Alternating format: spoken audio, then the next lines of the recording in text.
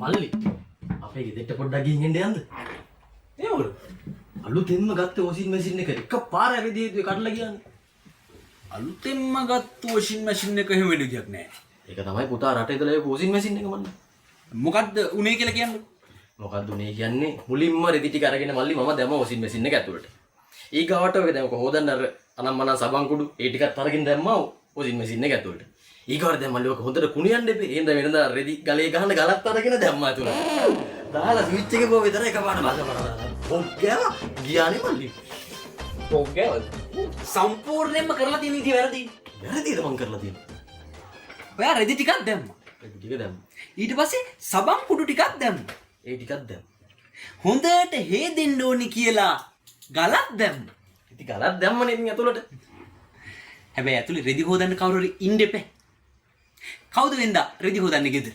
නෝනා තමයි හොදන්නේ. ගල දාපු ගමන්ම නෝනක් දාන්න ඕනේ. අඩේ නෝනක් දාන්නද ඇතුළට? නෝනක් දාන්න. රෙදි හොදන්න. ඔව්. ඒ තිතුණා හැබැයි. නෝනාව දාලා බලලා වෙච්ච දෙයක් කියන්න. මම කියන්න අනිවාර්යයි. යන්නේ.